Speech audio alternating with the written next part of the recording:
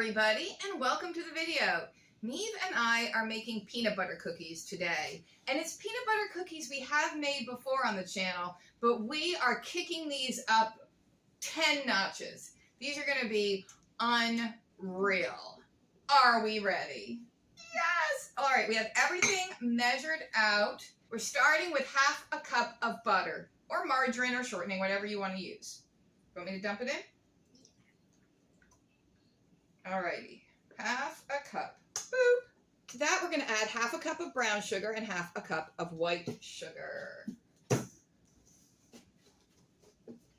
Add a little splash of our fakey fake vanilla. You can use real vanilla if you're rich and fancy. It's okay. I'm going to add in 1 full cup of peanut butter.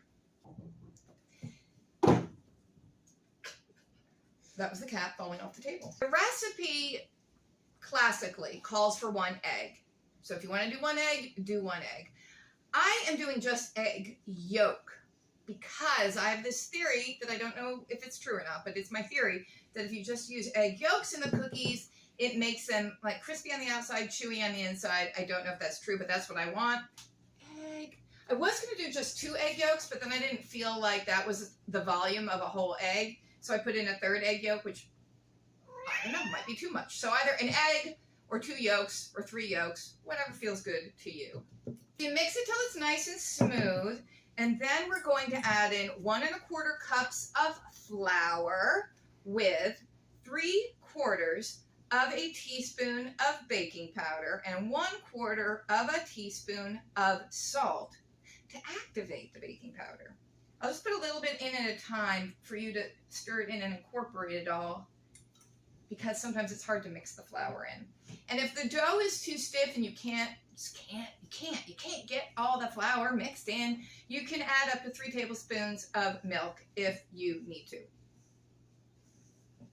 You can actually do whatever you want if you need to.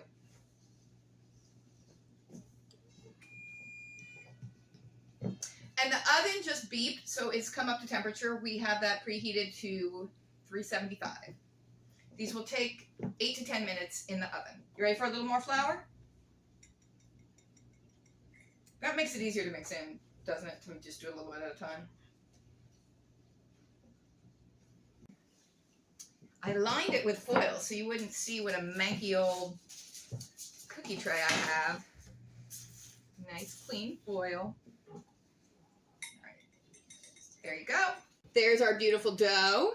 I'm going to use the little mini ice cream scooper to scoop the dough out because I want the cookies to be relatively the same size. I normally don't care, but today I care. So this is bigger than I wanted, actually. These cookies are going to end up pretty huge, I think. But that's okay because, hey, life's short. Eat the peanut butter cookies, right?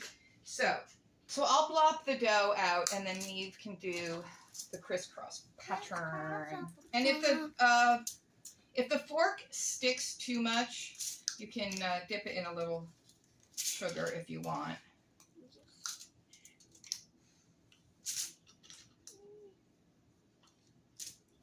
They don't tend to spread and bake together, so, I mean, I think you can actually put these pretty close together on the cookie tray.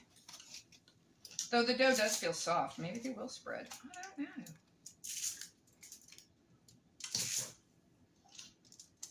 Now, I know so far you're saying, this doesn't seem like it's kicked up a notch. Oh, but just you wait. And if they do spread and cook together, so what? It'll be fine. Alrighty, now we're going to put them in the oven for, what did I say? 8 to 10 minutes. 8 to 10 minutes, yes. Alright, here they go. Set the timer. I put them in for 9 because that's between 8 and 10. And while they're baking, we're going to make some peanut butter filling because these are going to be sandwich cookies.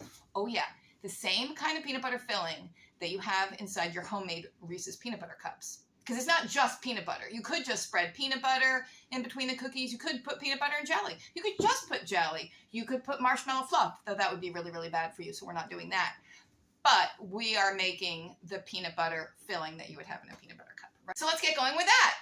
Alrighty, to make the filling, you use 3/4 of a cup of peanut butter, 3/4 of a cup of powdered sugar, a tablespoon of butter, and some vanilla extract. Probably a teaspoon, though I splashed a lot more in than that. And then we're just gonna whip it up.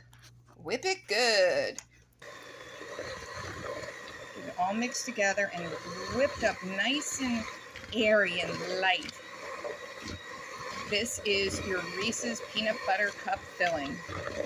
All right, the cookies are out of the oven. We have our peanut butter filling, and we've got our melted chocolate chips.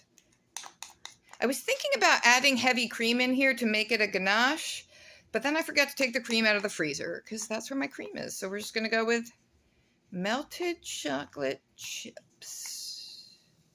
I'm going to heat it up a tiny bit more to make it a little bit more runny because that is very thick.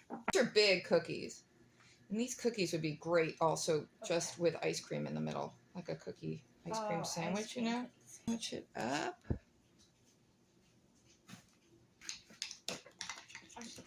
It's still very, very thick. The cookie's breaking. Then we'll just dip. Oh my goodness, that's way too thick. Or is it? So it's just going to be a partial dip. Why don't you put the cream in and then I want to do chocolate? Okay. Well, here, let me just try the pink sprinkles. Everyone loves pink sprinkles. Look how yummy and cute. Looks beautiful. All right, since I didn't get the cream out, this is really thick. I'm thinking of adding some clarified butter because that would be all fat, no water content, like there would be some water in cream, and therefore it shouldn't make the chocolate seize. And I'm going to try that. Do some Halloween. All right, what's a good match for this one? This is a very rich and decadent treat. All right, let me heat this up with a little ghee. All right, I added some ghee to this, which is clarified butter, because I thought it would be good. It's going to thin it out a little bit, but not make the chocolate seize. Hopefully, that's my plan. And maybe I put too much in, but I could actually add more chocolate chips, too, if I thought that was too. I'm going to try. It gives it, like, such a nice shine.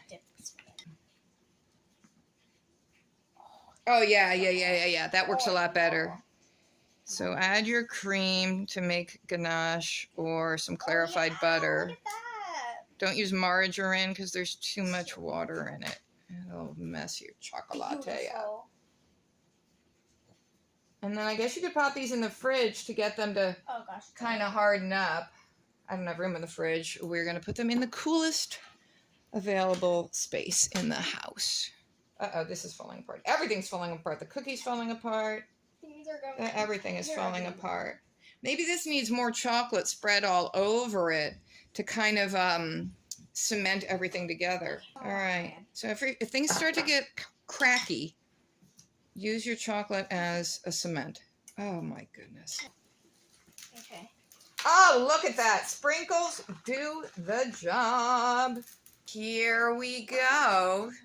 Look at those beauties. That's all that's left. We have really been gobbling these up. And I have to say, before I tried one, I was thinking, oh, I think we went too far. Like, that's insane. That's crazy. Oh, I'm glad I didn't just dump them on the floor. But they're actually really, really good. If you don't like sweets, don't dip them in the chocolate. Just do the plain peanut butter cookies because they're a delightful little treat without being overwhelming. But if you like sweets, go for the full Monty. These are actually shockingly delicious. So the cookies by themselves are just a delight as well. The kids love these. They're so big. It's like a dessert for 5 people. It's like a birthday cake. Each one is like an individual birthday cake if that's all you're going to eat on your birthday. They're just enormous. They were a big hit. So give them a try. Tell me what you think. All right, see you later. Bye.